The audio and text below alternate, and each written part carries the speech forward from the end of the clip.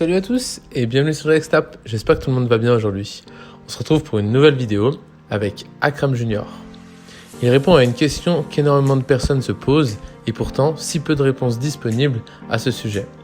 La question est, comment percer sur les réseaux sociaux? Plus précisément, comment percer sur Instagram? Il décide de prendre le temps pour expliquer son point de vue, ainsi que son expérience sur les réseaux sociaux. Il nous dévoile les bons et les mauvais côtés d'être connu sur les réseaux sociaux. Grâce à sa prise de parole, nombreux d'entre vous devraient avoir réponse à leur interrogation. Dites-nous en commentaire si cette vidéo vous a appris quelque chose. Bonne vidéo à tous. Je vais vous faire une story, chers amis, qui m'a été assez demandée. Beaucoup de gens, notamment des jeunes, faut dire les choses comme elles sont, vont me demander comment on fait pour percer sur les réseaux sociaux. Percer. Déjà, il y a quelques années, j'aurais été en mesure de vous répondre. Aujourd'hui, je peux pas donner un pronostic parce que n'importe qui aujourd'hui peut percer. Alors, ça dépend de comment c'est fait, mais je vais vous expliquer pourquoi. Quelques années, ce qu'on appelle percer, c'est par exemple quand il y a eu la création d'Instagram, toutes les personnes, elles ont eu cette proximité entre guillemets avec des gens qui étaient déjà connus auparavant. Donc, c'est-à-dire les Kardashian, les X, Y, etc. Et au final, donc ça, c'est des gens qui avaient déjà fait quelque chose.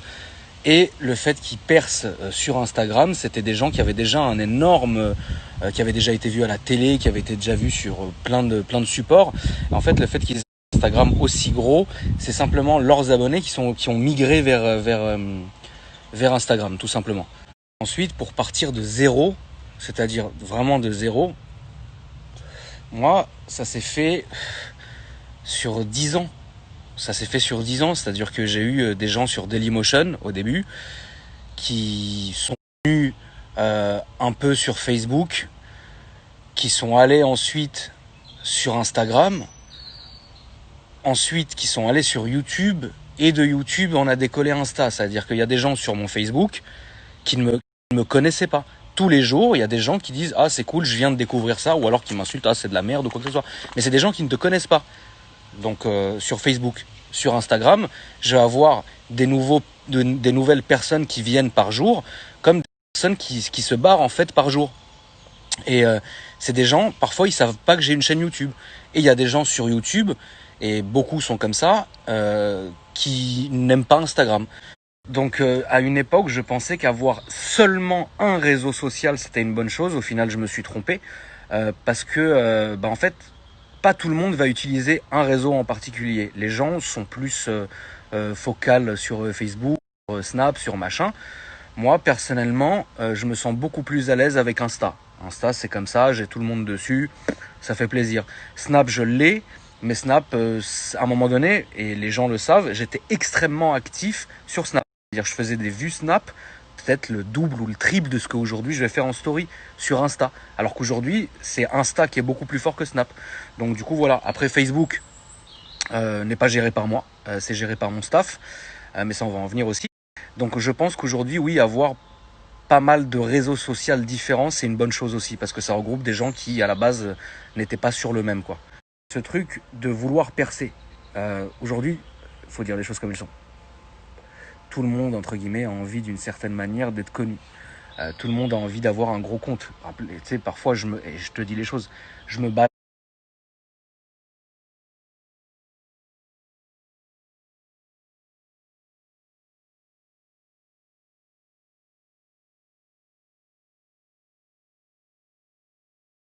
Je vois des meufs, elles ont 17 balais, elles ont 3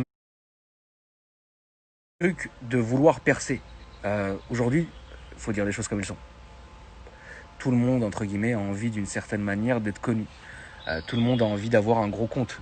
Tu sais, parfois, je te dis les choses, je me balade sur Insta, je vois des meufs, elles ont 17 balais, elles ont 3 millions d'abonnés, frère. Tu regardes, tu te dis, mais qu'est-ce que c'est que ça? Et en fait, c'est des filles sur TikTok. Et TikTok, c'est connu pour drainer un énorme flot de followers, tu vois. Donc, du coup, aujourd'hui, tu peux passer très vite, bien ou mal. C'est-à-dire qu'il y a des gens qui, par exemple, ont commencé TikTok, donc des mecs ou des meufs, hein, et au bout de 2 mois, ils ont des millions d'abonnés. Donc c'est bien parce que c'est généralement Ça fait toujours plaisir. Et puis après, on peut en faire plein de choses. Hein. Le fait d'avoir pas mal de gens sur les réseaux, ça peut servir à quand même beaucoup de choses. Et ça, on va l'expliquer aussi. Donc aujourd'hui, je suis pas en mesure de te donner un conseil, puisque un rappeur qui essaye de percer depuis 10 ans, en 2 jours, il peut percer à mort. Combien de rappeurs, par exemple, ont été découverts cette année ou l'année dernière? C'est grâce aux réseaux sociaux, c'est grâce à vous en fait. C'est parce que le gars va poster un son sur son Insta ou sur Snap ou quoi que ce soit, va être pris par vous et ensuite va être pris par les grosses pages et c'est comme ça que ça va monter. Donc tu peux très bien buzzer entre guillemets comme ça. Après, tu peux aussi buzzer avec les clashs. Regardez aujourd'hui, pour pas citer moi je suis pas comme ça, mais pour pas citer de nom. Par exemple, quand il y a des clashs entre les gens de la télé-réalité, par exemple, des gens qui étaient complètement inconnus au bataillon ont été cités une fois par une de ces personnes, et puis ensuite les gens sont partis voir qui était cette personne, donc soit pour l'insulter, ou soit pour lui donner son soutien, ou vous savez comment c'est. Et puis après, la personne monte. Et c'est pour ça que parfois, vous voyez dans les commentaires, arrêtez de parler de cette personne, vous la faites buzzer. Mais moi, je parle pas en mal ou en bien. Hein. Moi, je vous dis juste comment la situation, de mon point de vue, se passe. Je ne cite personne, je fais allusion à personne, etc. C'est impossible aujourd'hui de vous dire ça tu vas faire comme ça pour buzzer, ou tu vas faire comme ça. C'est impossible. Tu peux pas prévoir. Il y a quelques années, j'aurais pu prévoir ça en vous disant voilà, il faut que tu fasses comme ci, comme ça. Mais regardez, en vrai de vrai, il y a 1 milliard de personnes qui ont des plus belles voitures que moi. Et pourtant, ils sont 10 fois plus méconnus, entre guillemets, que moi. Il y a des chaînes YouTube qui ont des millions d'abonnés. Mais sur leur Insta, c'est pas foufou. Voilà, mon pote, par exemple, Mika, il a presque 1 million d'abonnés sur YouTube et il a un petit Insta. Mais lui, il s'en fout. Tu vois ce que je veux dire? Nous, on a une vitrine sur Insta. On a les voitures, les maisons, les trucs. Donc, c'est un peu normal. Le truc à proprement parler de comment tu dois faire pour percer, on m'a posé la question tellement de fois que franchement, j'ai aucune réponse malheureusement à vous donner, puisque aujourd'hui, c'est très con. Hein, aujourd'hui, même moi, quand je vais faire une vidéo, je ne peux plus, et je l'ai déjà dit aux gens, je ne peux plus prévoir combien elle va faire de vues. C'est-à-dire que avant, je savais quand une de mes vidéos allait entre guillemets buzzer, que j'allais faire 1 million. Je le savais.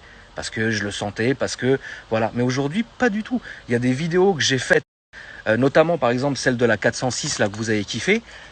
La vie de ma mère, je l'ai faite à l'arrache, à la GoPro, d'une traite avec un torticolis. Quand j'ai vu, je me suis dit, bon, elle va faire 100 000 vues, 200 000 vues. Elle a fait 3 millions de vues la vidéo. C'est incompréhensible.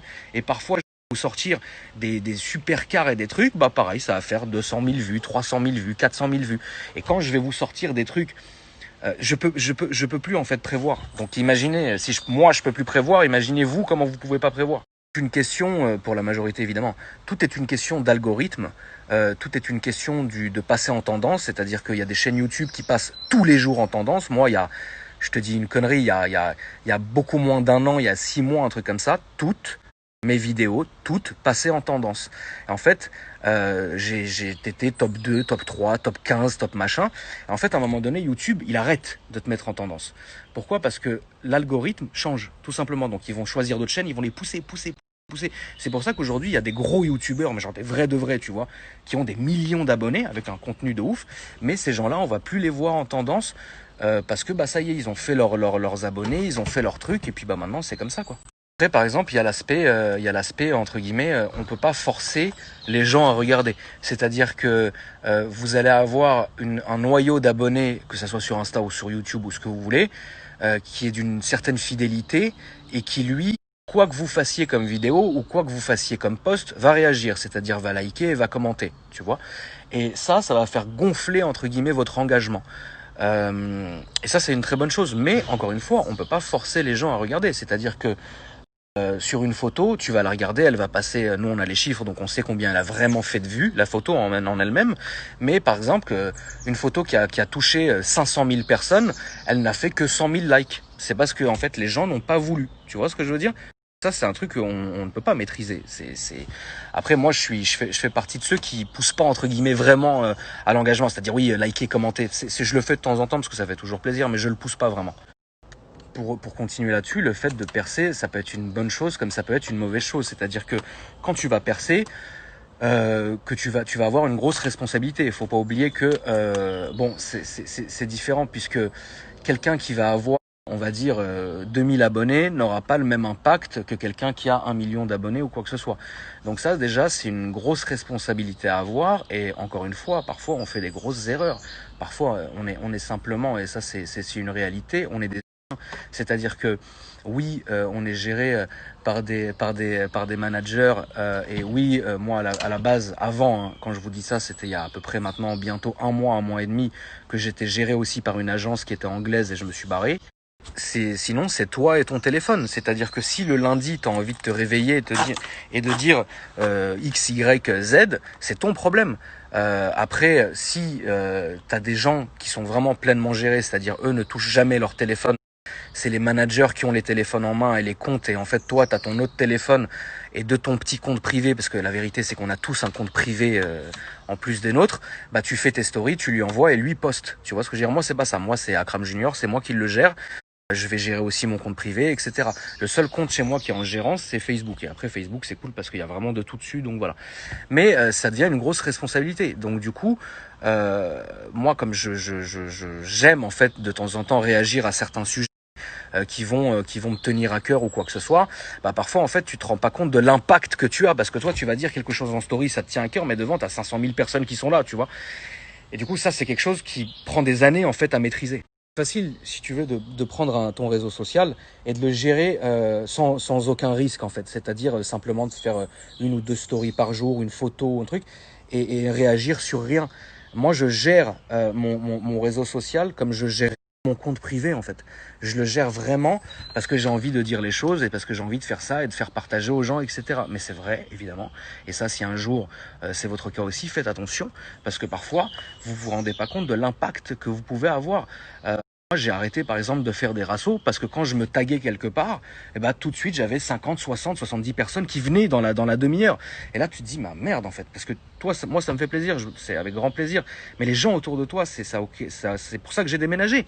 Je me filmais devant chez moi de trucs, à un moment donné les gens sont pas bêtes, ils viennent en bas de chez toi. Le samedi soir, le vendredi soir, il y avait les flics, il y avait 30, 40 voitures, c'était la guerre, c'était devenu des runs en bas de chez moi, donc je me suis barré ici. En fait, on se rend pas compte parce que tout devient de la pub. Et là, on va en parler, ça sera le dernier sujet d'ailleurs là-dessus.